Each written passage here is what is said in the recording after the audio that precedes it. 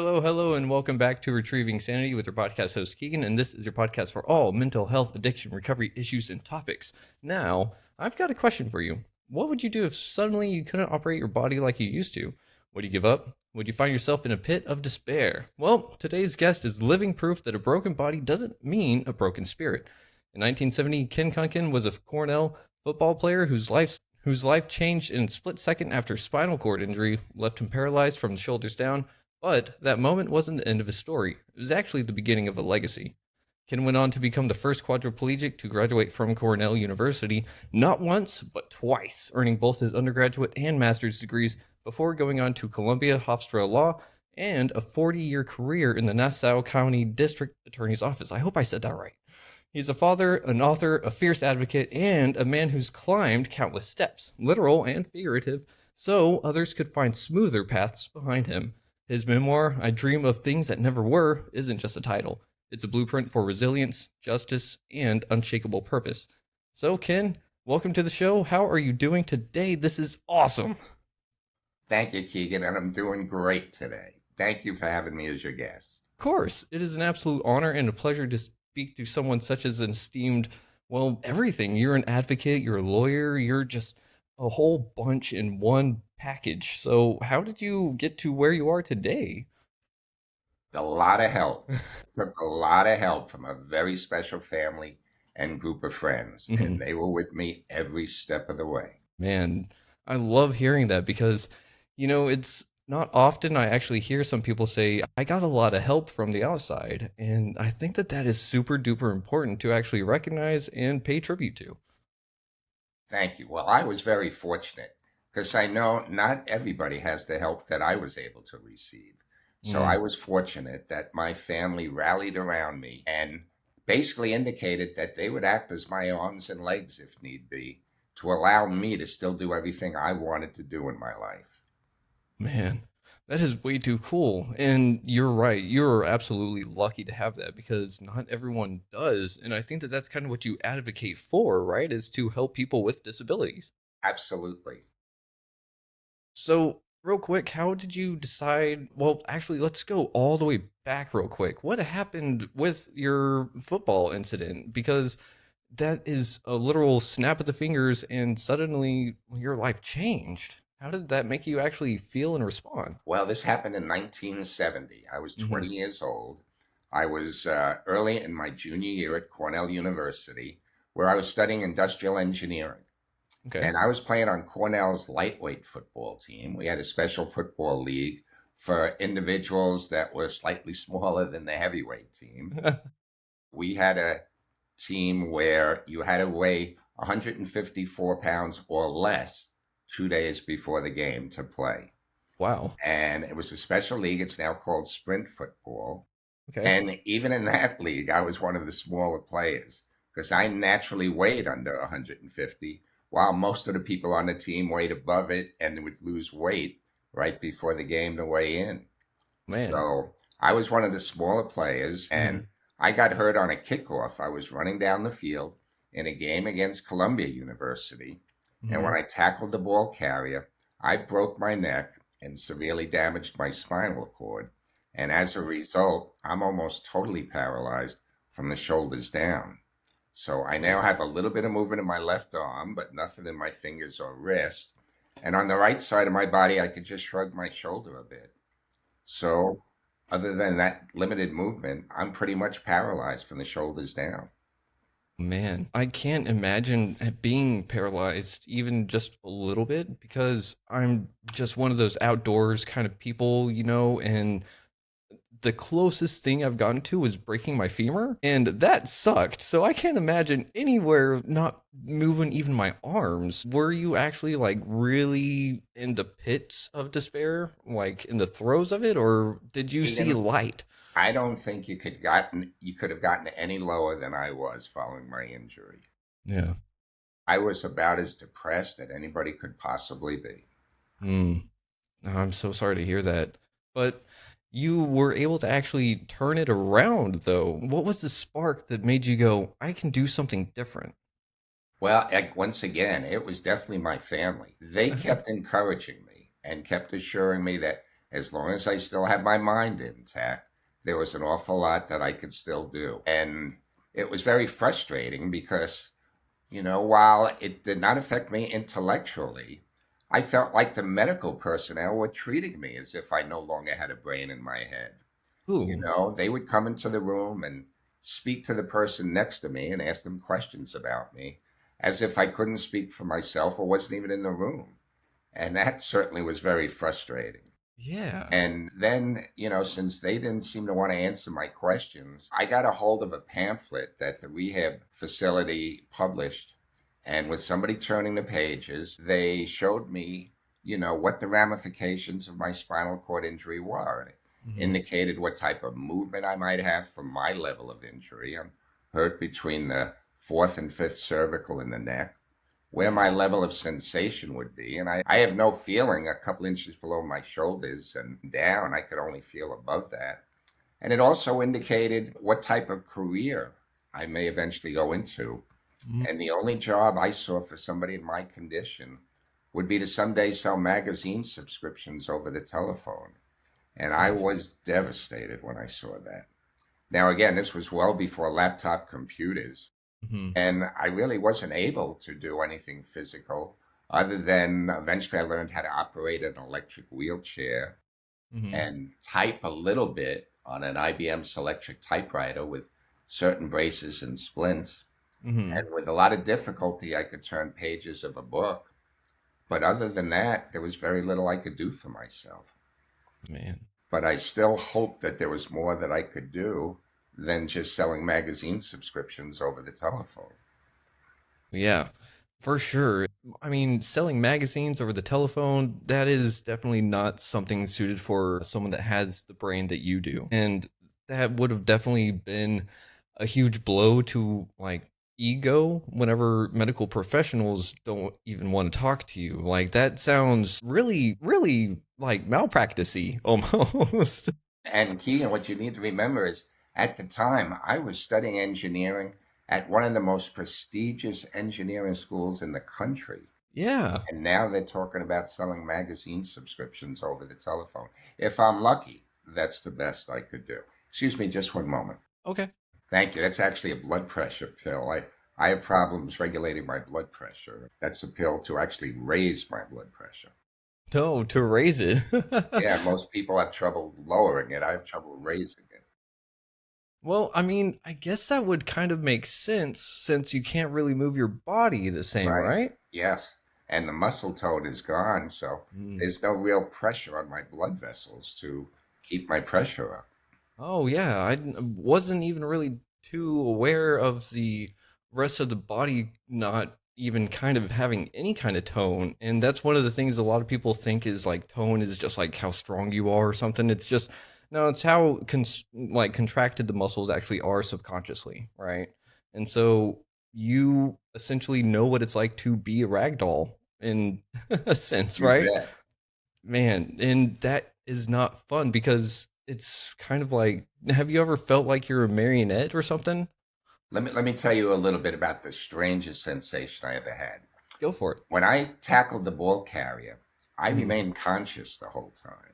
mm, But as I indicated, I suddenly lost all movement mhm, below my shoulders, but I also lost my level of sensation. And when they put me on a stretcher and lifted me up to carry me off the field, it felt like I had been decapitated and they were only carrying my head off the field because I couldn't feel the rest of my body.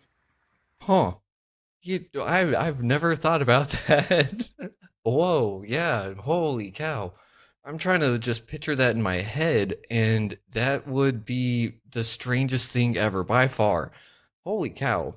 But that must have really been dizzying, and not just in the literal sense, but that would have started the staircase of like, what am I going to do now? Like, is this forever kind of thing? Did that feeling of it being only your head kind of go away?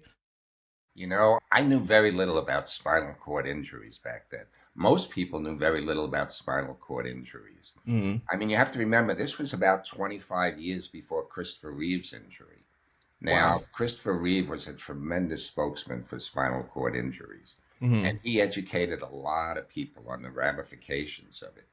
but I was hurt about 25 years before Christopher Reeve. Hmm. So not too many people knew much about spinal cord injuries, at least in the public. And I certainly didn't know anything about it. So I didn't know what was going on with my body. And I Mm. remember when I was speaking to the doctor while I was laying on the field, I asked him, I'll be able to move again, won't I, doc? And he said, I don't know. And that really shocked me. I was sure he was going to say, yes, it'll just take a few minutes.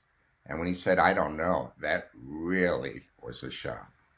Yeah, I can only imagine. I was very angry at my injury because it could have been avoided, and yours, not so much, right? It was something that who would have thought going to play football would have just changed your life in so many ways. I didn't know it was even a possibility. I thought here I was doing what everything was encouraging people to do, to be Hmm. physically active and Hmm. play basically the all American sport, football. Yeah. So it was not something that I was prepared in any way, shape, or form to experience a spinal cord injury. And in Yeah. fact, to make it even stranger, all our games were filmed. So while I was still in the hospital, I asked the coach to bring the game film to the hospital so I could watch it to Mm. see exactly what happened. And over the years, I must have watched that play 100 times. And I Yeah. still couldn't tell you why I broke my neck. Oh man. So oh man, it's one of those things where it's like, was it fate? Was it by design or anything? And then like that would just ultimately make me go, curse you, divine, or whatever, you know? Keegan, I'm sorry to interrupt for a minute. No, When go. you say was it fate, strangely, I actually had a premonition that I was going to get hurt that season. Whoa. And it's real tough for me to explain and even rationalize in my mind. Hmm. But at the beginning of the season, I had such a strong feeling that I was going to get hurt that year playing ball that I actually verbalized it to my roommate. I Huh? said one day before the season started, I said, John, his name was John, I don't know what it is. I just have this very strong feeling I'm going to get hurt this season. And he, of course, said, what do you mean? I said, I don't know. I just have this feeling. And I broke my neck the first tackle I made that year. How do you explain that? I don't know. Did you knock on wood after saying that? I just figured it was such a strange feeling that I don't know why I was thinking of it. I played a lot of years of organized football, and I just tried to put it out of my mind. Man.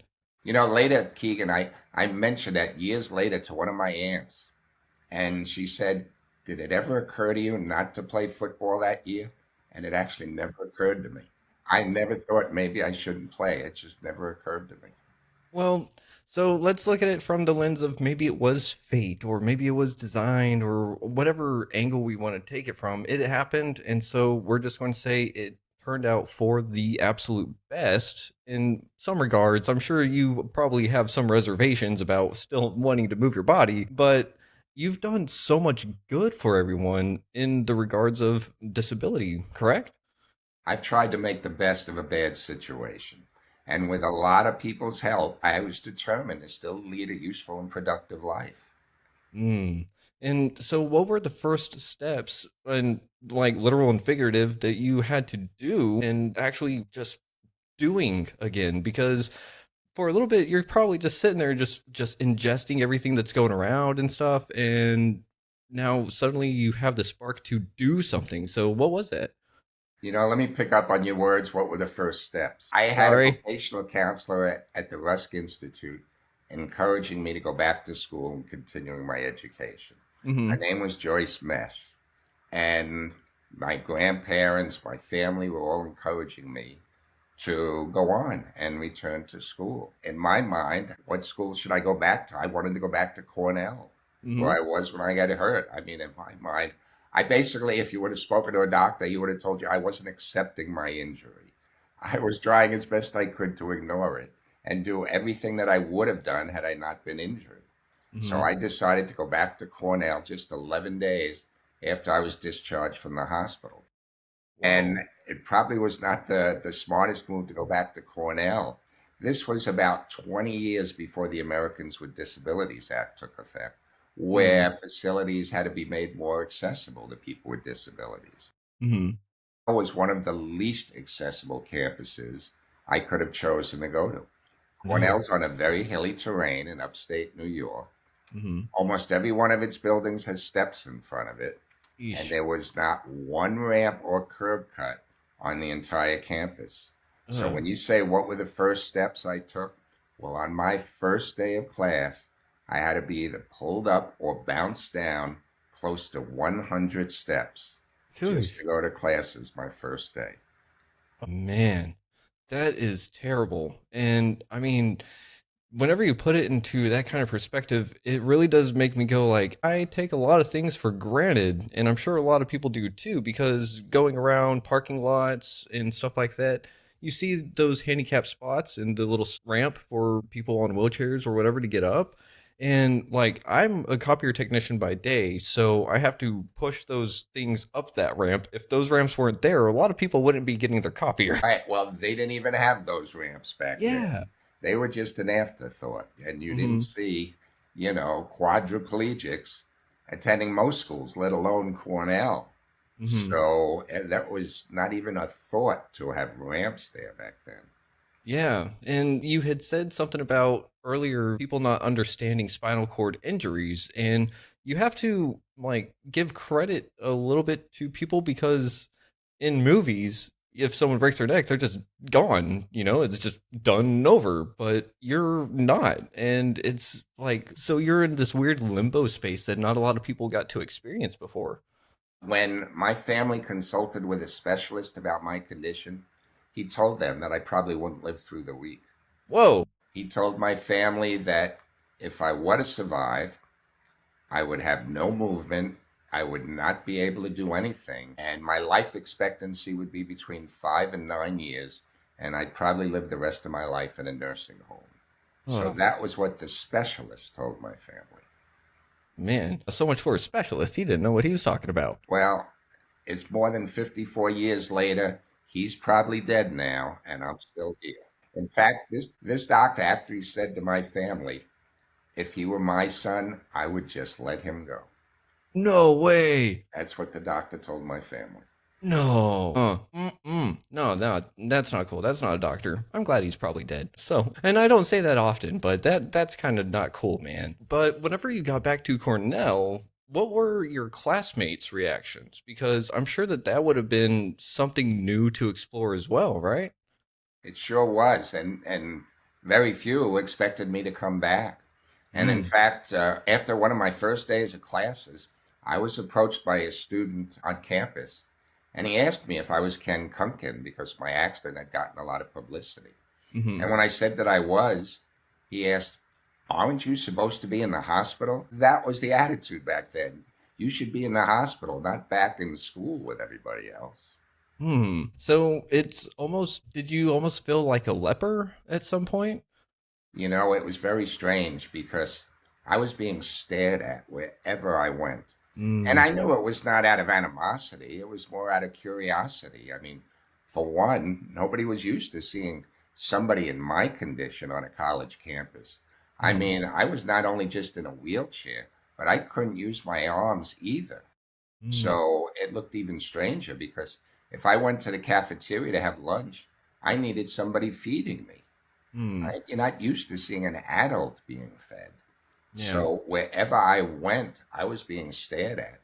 And I Mm. always felt I was a bit of an introvert before my injury. So I wanted to draw as less, the least amount of attention as I could to myself.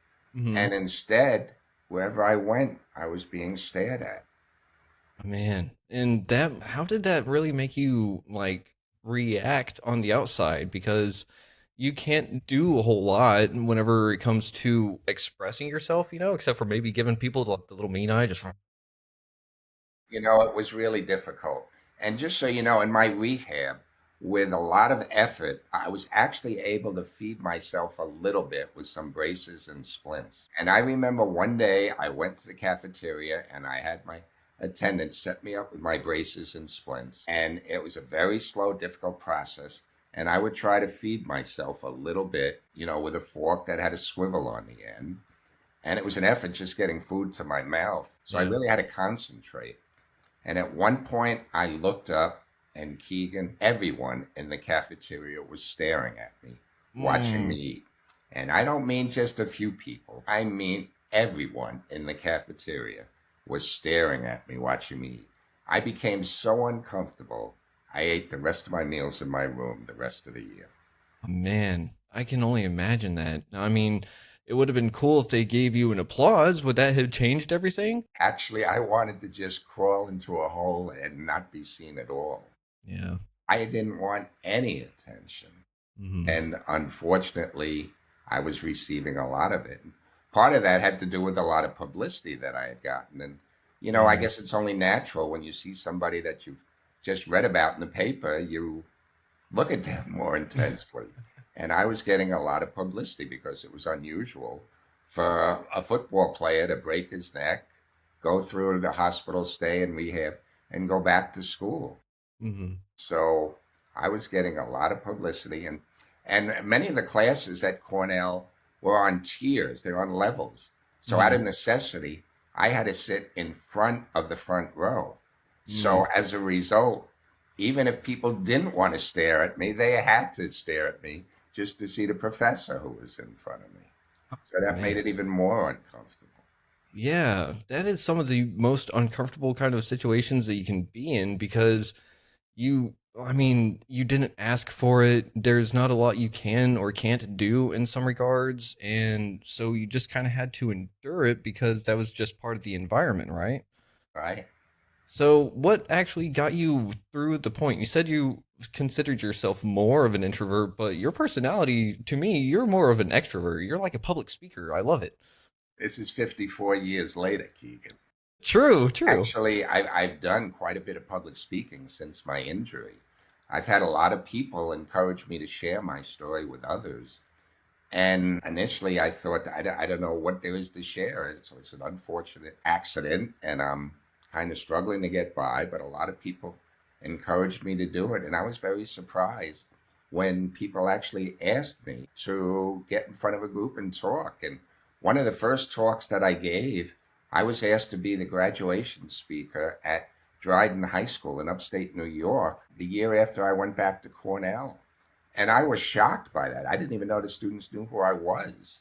And here they asked me to be the speaker. And it was very nerve wracking to get in front of a group and give a talk in front of hundreds of people. Yeah, especially for something that you probably didn't even think was even a slight possibility or anything. Like, did you open that letter and you were like, holy cow, like, I gotta do what now? It was actually a phone call from the principal, and he took me totally by surprise. And I was just basically saying, we'd like you to be the speaker, and I'm just okay, without really thinking in detail about it. And it hit me later, what did I just agree to?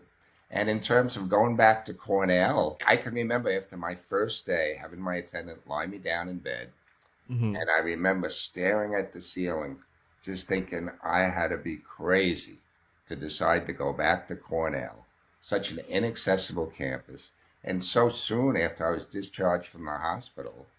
But Hmm. I started thinking, what else am I going to do? And I didn't have a plan B. I Hmm. didn't know what else I was going to do if I didn't succeed at Cornell. So Uh, I worked especially hard to make sure that it worked. yeah, that's awesome. And did you choose Cornell because you're just like stubborn and you said, I started, I'm going to finish? Or was it That's something pretty else? much it. As I said, I thought maybe if I just ignore my injury, it'll go away. So I figured, you know what? I'm just going to pick up where I left off. I'll go back to school. I'll continue my studies in industrial engineering, and maybe it'll just go away on its own. Well, that was pretty naive on my part. And again, if you would have spoken to anybody in the medical profession, they probably would have criticized me and said he's just not accepting his injury or disability. And they were right. I wasn't. Good, good. It's one of those things that it's your body and you know limits to it that no one else will ever know. And it seems like you were saying, well, where is my limit if I am supposed to have one? Where is it? That's right. And in my mind, I'm not going to have any limits. I'm going to Yeah. still do everything I wanted to do. Yeah, I love that attitude. And that's why everyone wants you to go speak for them and just share your story, because it's one of those that, I mean, whenever we think about our bodies, they're the element between our brain and our mind and the physical world around us. So that's how we interact with everything. If we can't move, then it's like, why? Have you seen Futurama? No, no. Man, you haven't? I don't. So you might find this aspect a little funny, but in Futurama, there's characters that are nothing but heads in jars, and they're all like presidents of the past and stuff, and they're all really comical. But it was just like, if we didn't have a body, that would be like it, right? Just like kind of like you being carried off the field in the first place. That's right. That's So right. And often that's what it feels like. but you're so much more than just a head, and you actually use your brain for so much good. So whenever you graduated from Cornell the first time, how did it feel whenever you actually got that diploma? Well, it felt incredible. I mean, I think nobody was more surprised than I was that I was able to actually do it. I had difficulty with my engineering studies before my injury, Yeah. and it was 1,000 times more difficult after my injury. Hmm. And just to give you an idea how surprised it was for everybody that I was able to graduate, I wish I still had this article. I can no longer find it. But there was actually an article written about me in the National Enquirer. The Enquirer did a story about me graduating from Cornell. That's how unusual it was considered at that time. Wow. That is really cool. I'm actually looking to see if I can find it for you. I tried and I couldn't locate it. It was back in 1973 in the summer, Yep. and And I just wish I could find the copy again. yeah, it looks like Anna Kunk was looking for it as well and posted a. Yeah, we looked. Man, well, tell you what, if I ever come across it, I'll send it your way. Thank So, you. of course. And I mean, what were your plans after you graduated though? Because it was like, cool, you got that goal, but now it's like, where do you go with that goal, right? Because sometimes whenever we finish a goal, it's like, cool. And now what? Right. Well, what happened was, fortunately, I had taken some electives in the field of psychology. And one of my psychology professors, by the name of Dr. James Moss, suggested that I pursue a career in psychology and in counseling. He felt that if I entered the counseling profession, I could hopefully help others overcome adversity and face challenges. So I decided to pursue a career in counseling. And I stayed at Cornell and I earned a Master of Arts degree where I majored in counseling and student personnel administration. And as you indicated, I became the first quadriplegic to ever earn a graduate degree from Cornell. And then I tried to increase my counseling credentials. I went to Columbia University, where I earned my second master's degree. This was a Master of Education degree, where I Hmm. majored in counseling and student personnel administration. And I decided to look for a job as a counselor in rehabilitation counseling. And Mm-hmm. this was in the mid 70s. And here, Keegan, I had 2 degrees from Cornell, Mm-hmm. one from Columbia, Uh-huh. 3 prestigious Ivy League degrees, Yeah. 2 master's degrees, and Mm-hmm. no one would hire me. What? I looked for a job for a year and sent out more than 200 resumes. Whoa. Seemed everybody felt that I was just too disabled to work. Hmm. And I was even turned down when I offered to volunteer my services. I Wow. couldn't give my services away. But finally, I found one organization willing to give me the opportunity to show what I could do. And that Hmm. the organization is Abilities Incorporated, which was part of what was then called the Human Resources Center, is now called the Viscardi Center after its founder, Dr. Henry Viscardi Jr. And Okay. they're on Long Island, and they hired me to work as a vocational rehabilitation counselor, working with other individuals who had severe disabilities.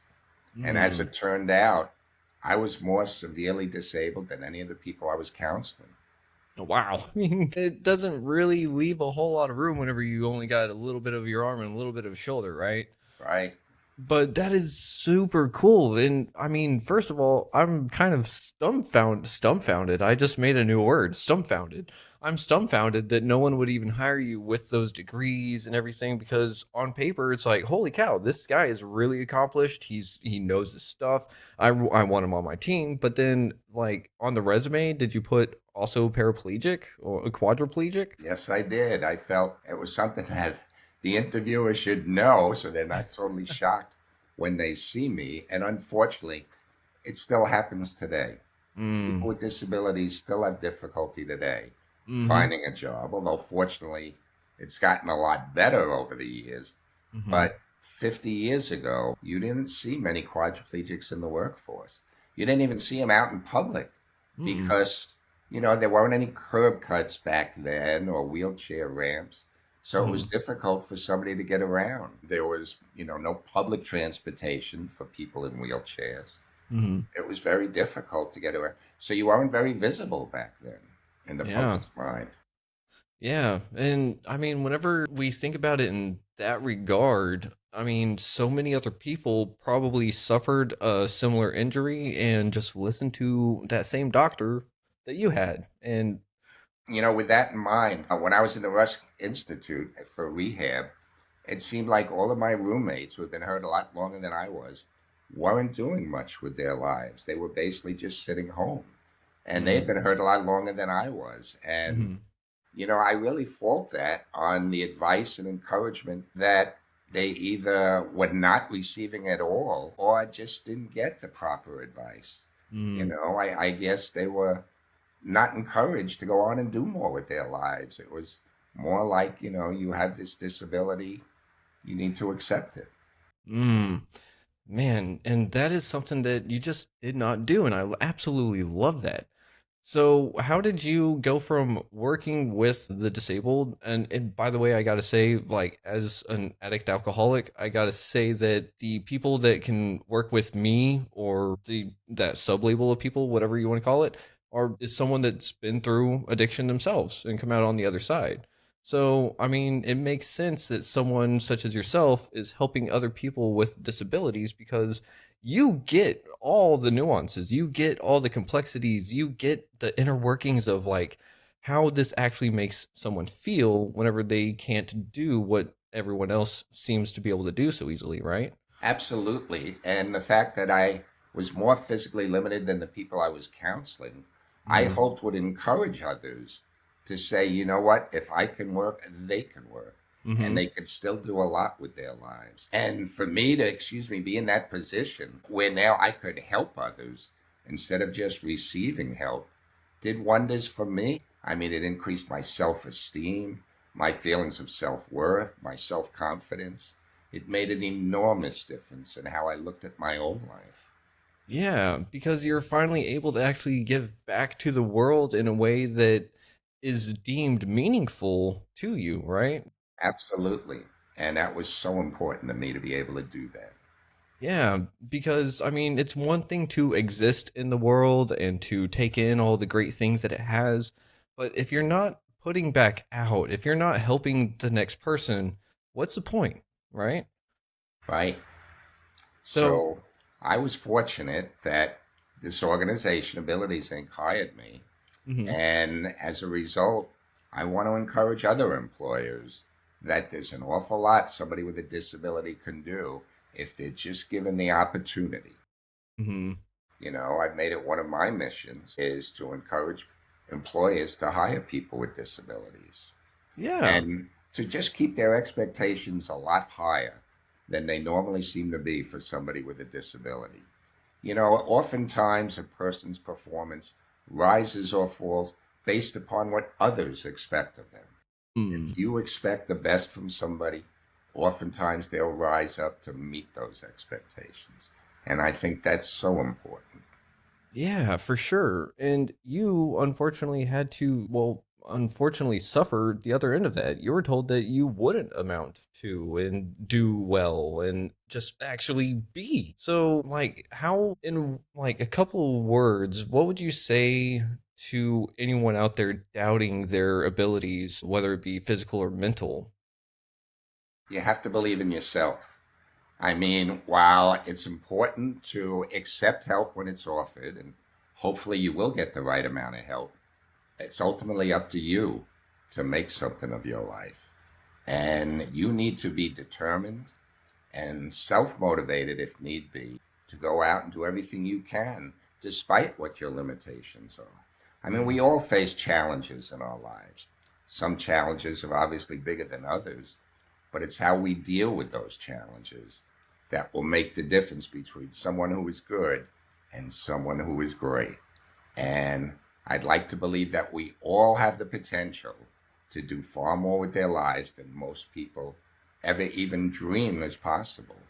And if they work hard, hopefully they'll achieve what their goals and dreams are.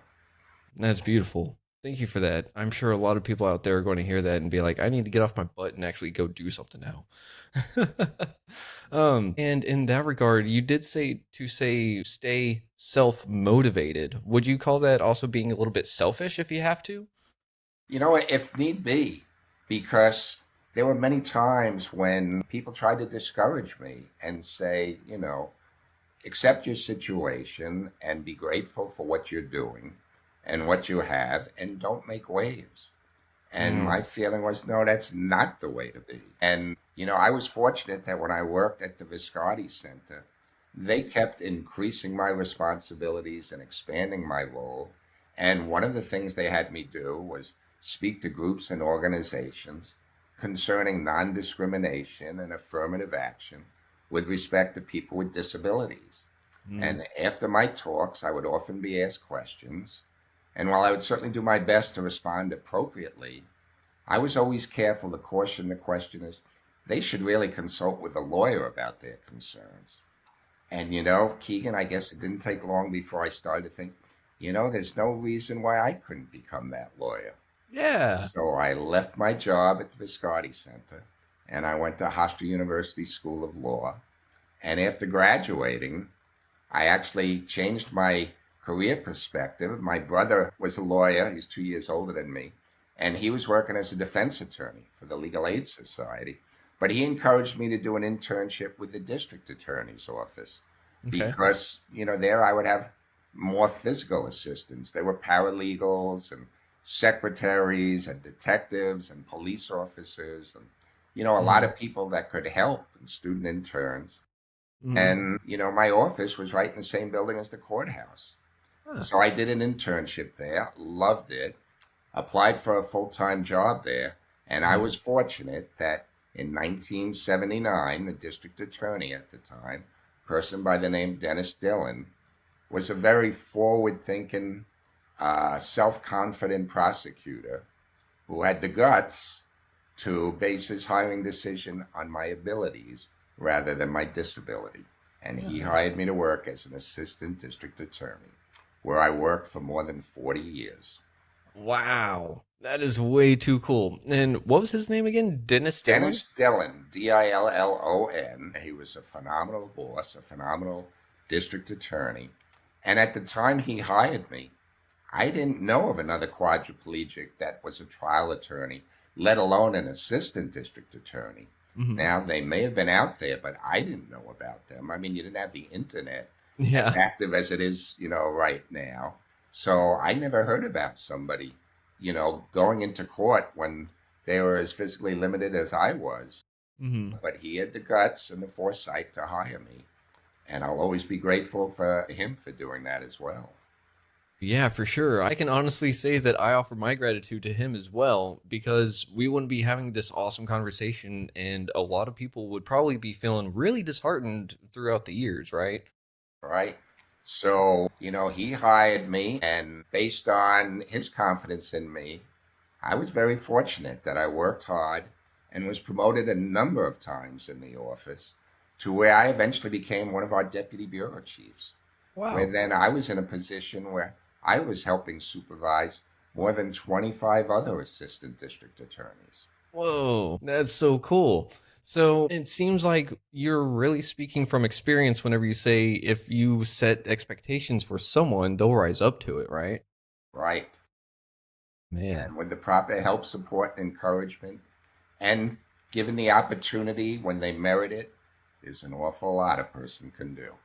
Oh, man. However, I do want to ask something along those lines. Now, whenever we set the bar really high for someone such as myself that has a lot of anxiety issues goes, I have to be perfect all of a sudden, right? I have to aim for perfection. But that's not what you're saying. You're just saying, do your best, right? That's right. That's exactly what I'm saying. And believe me, I experienced a lot of anxiety along the way as well. Because here I knew a lot of people were placing confidence in me. Mm, And I, quite frankly, wasn't sure I merited all that confidence. But I yeah. tried to use it as another motivating factor to do even more than I was doing.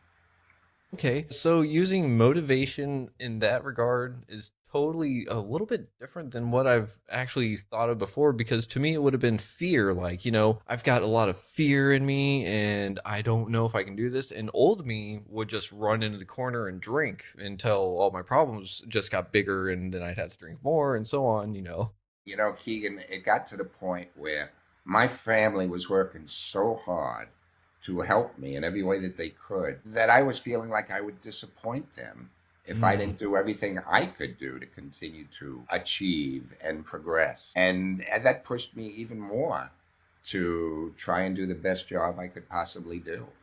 man. So it really sounds like you're not just fighting for yourself, you're fighting for your family, your friends, and all the other people that need a voice whenever they don't have someone to speak up for them, right? Yes, and as a result, I felt a certain responsibility to do as best I could do because it may affect employers' decisions whether to hire somebody else with a disability. If they see that, somebody gave me the opportunity and I wasn't able to do what was expected of me, it may discourage them from hiring somebody else with a disability. So I Mm, was feeling that responsibility as well. yeah. And I did my best to not only do well, but to encourage people to hire others with disabilities. Yeah.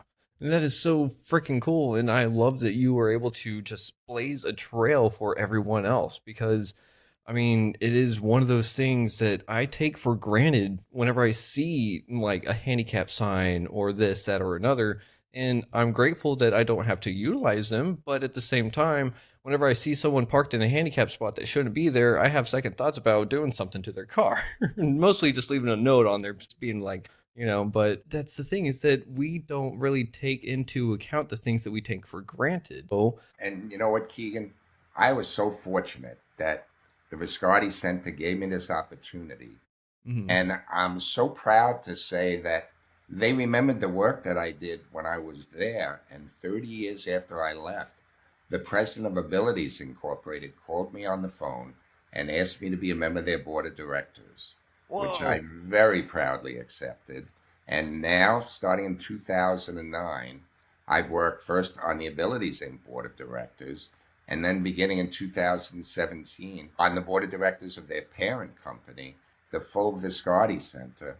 I'm on their board of directors, and I'm so proud and happy that I've been able to remain involved in helping people with disabilities do more with their lives than most people ever thought was possible. Yeah, that is way too cool. I mean, being on a board of directors, holy cow. Like, I mean, that is one of those not only like status symbol, but it is a marker of progression and just achievements that you've done. And you also are humble enough to say that you didn't necessarily do it all yourself. I definitely didn't do it all myself. Keegan, there was nothing I could have done Yeah. without a lot of help from others. And And I'm devoting my life to now giving that back and helping others as best I can. yeah, and I absolutely love that. And it is what this world needs. And we need more Kunkens. We need a lot more of you. Well, I'm doing my best to produce some. So if I might just stretch the conversation a little, Yeah. I've been very fortunate in my education and in my work life. Huh? But what I'm most proud of, Keegan, is my personal life. Oh. So if I may be so bold Oh, as to huh? say, I made up my mind I was going to try and do everything I wanted to do before my injury Hmm. to still do that. And that included dating, and As you might expect, dating when you're a quadriplegic and trying to impress a woman when you're almost totally paralyzed poses its own unique set of challenges. Yeah. And it took me a while before I met the perfect woman for me. Her name Huh. is Anna. She's actually sitting right off camera to my right. And Anna's the most incredible person I ever met. But, Hmm. shortly after my injury, I kind of decided that, I would never get married because I Hmm. felt it would be too limiting for asking a woman to be my wife and, Hmm. be married to somebody with such physical limitations. Yeah. But it was actually my Aunt Betty, as well as some others, as well as Anna, who Hmm. convinced me there was a lot I could offer to a Hmm. woman. And with their encouragement, I decided to marry Anna. And just a couple of weeks ago, we celebrated our 22nd wedding anniversary. Woohoo! Congratulations. Thank you, Keegan. And the story still gets better than that. In fact, it was actually Anna that proposed to me. Whoa! Wow. Yeah, which made it even more special.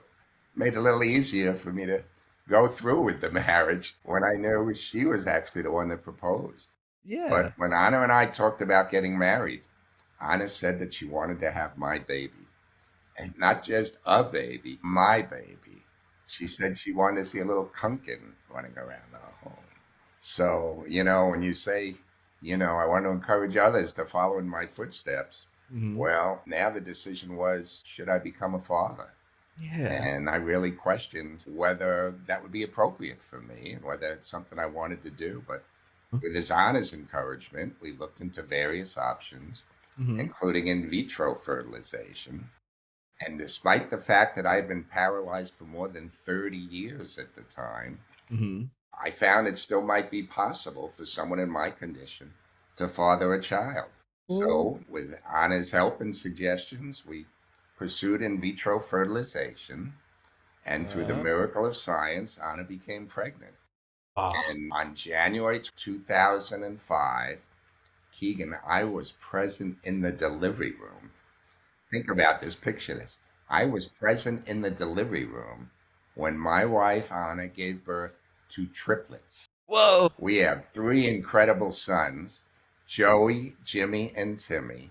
They've Huh? just completed their sophomore year in three separate colleges in upstate New York. Whoa. They're the light of my life. They're incredible kids and doing absolutely great. Dude, that is way too cool. Holy cow. Congratulations on all of that because I mean from the beginning of just like should I date, can I date, what do and then all the way up to actually having triplets and they're graduating colleges and stuff. Holy Yeah. Well, they just finished their sophomore years. huh. One is at State University of New York at Morrisville studying renewable energy. Ooh. One is at Syracuse pursuing a dual major Wow. in communications in the Newhouse School of Public Communications and the Maxwell School of Public Policy. And Mhm. he wants to be a journalist. And my son Joey, 50 years after I graduated Cornell, started attending Cornell. And he's majoring in mechanical engineering. That is way too cool. Just make sure he doesn't play any football. That's for sure. Although they're actually all three are martial artists. All three of them are second degree black belts in the martial art taekwondo. And they're in terrific physical condition. That is way too cool. And it definitely seems like your brain has definitely traveled along the genetics. Well, fortunately, they get a lot of it from Anna, and they are way smarter than I am. It's the combined effort, it's a combined effort. So it just makes everything that much better. But real quick, what was the name of your book again and where can All people right. find it? Well, let me tell you about that. My Okay. book is called I Dream of Things That Never Were, the Uh-huh. Ken Kunken story. It's actually on the bookshelf right above me, right Hmm. above my shoulder. And the way I got that title was while I was still a patient in a rehab facility in April of 1971, I was asked to testify before a United States Health Subcommittee chaired by Senator Edward Kennedy. Hmm. And 8 days after my testimony, Senator Kennedy sent me a glass paperweight in the mail that had an inscription on it that Hmm. the senator said his late brother Robert Kennedy liked very much. And the inscription was actually a quote that Robert Kennedy used to say basically at the end of all his talks. And the Hmm. inscription read, "Some men see things as they are and say why. I dream of things that never were and say why not." And Uh, that's why I got the title of my book, I Dream of Things That Never Were. man, that is way too cool. I love that story. And people can find it on Amazon or anything like that, real Right. They quick. can find it on Amazon as well as other sites. If they go on my website, which is kenkunken.com, that will tell you different ways that they can purchase the book, which is available not only in hardcover, but in an Okay. ebook, in a Kindle version, as well as in an audiobook that I narrated. Hmm. Okay. You narrated it yourself too. It's almost 16 hours long. It's also in various libraries. So, there are a Okay. lot of different ways that they could either purchase it or obtain it to read it or Okay. listen Cool. to it.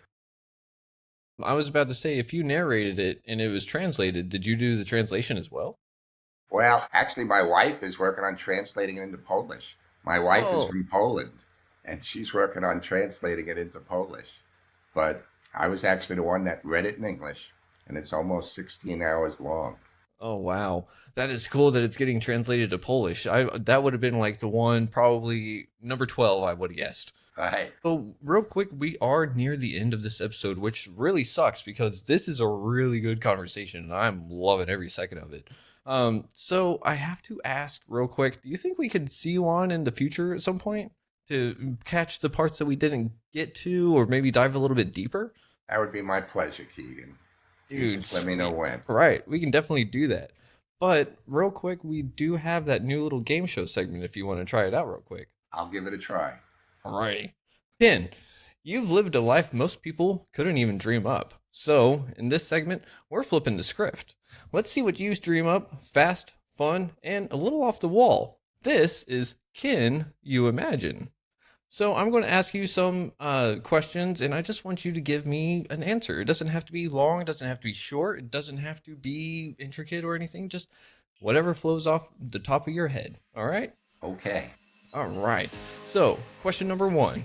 If you could have one superpower, but only while stuck in traffic, what would it be? Well, it would obviously be the superpower to probably beam myself up like they did in Star Trek and avoid all the traffic by getting to where I wanted to be in the next instant. I think that should be everyone's. I love it. All right. Question number two. Which fictional courtroom lawyer would you want on your legal dream team?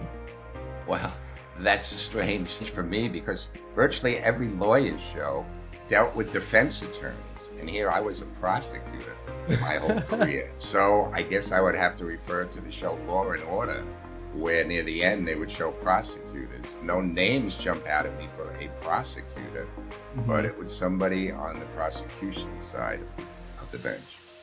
All right. You've raised a good point. I never really thought about that before. All right. Moving on to number three. If your power wheelchair turned into a time machine, where's the first place you'd roll to? Well, it would be, first a place in the future where hopefully they would have some more advanced treatments for somebody in my condition where I could eventually be able to get out of this wheelchair, which would be ideal. Initially when you said that, I was starting to think, would I like to go back in time and avoid my injury? And Keegan, I'd have to be perfectly honest and say, no. If that meant that I wouldn't have my incredible wife or my three wonderful, wonderful, wonderful sons, I would not want to do that. Man, I love that. Thank you for being able to see the good in everything that has happened and willing to cherish it, not want to change a single moment. That takes something special. All right. Number four. What's the title of your next book if it were a comedy? It would be basically, don't do as I do, do as I say.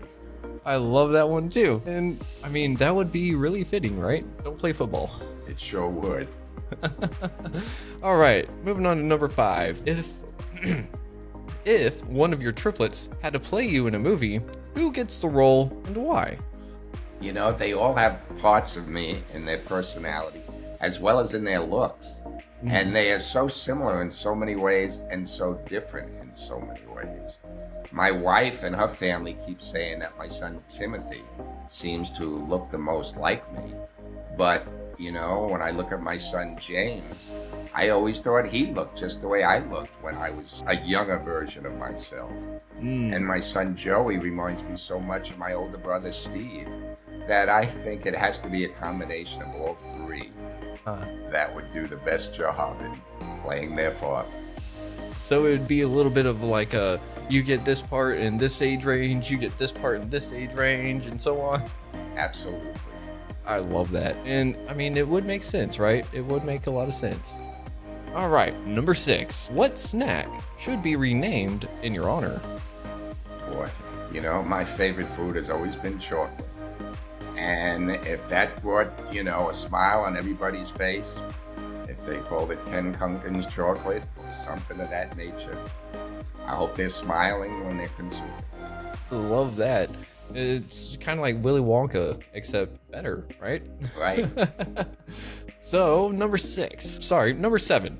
If you got to write one law that everyone had to follow, what would it be? Be accepting of everyone. Try and eliminate prejudice whenever they can. I think that's so important. And I might add that for some reason, there seems to be a negative impression of diversity, equity, and inclusion these days, DEI. And I believe people are misunderstanding the benefits of inclusion, of equity, of diversity. And I think it would be to strengthen DEI and not weaken it. Yes, I love it. Thank you for bringing that up. That was something that I kind of wanted to touch on, but whenever I saw the time, I was like, we don't have time to dive into that. That sucks. So, number 8.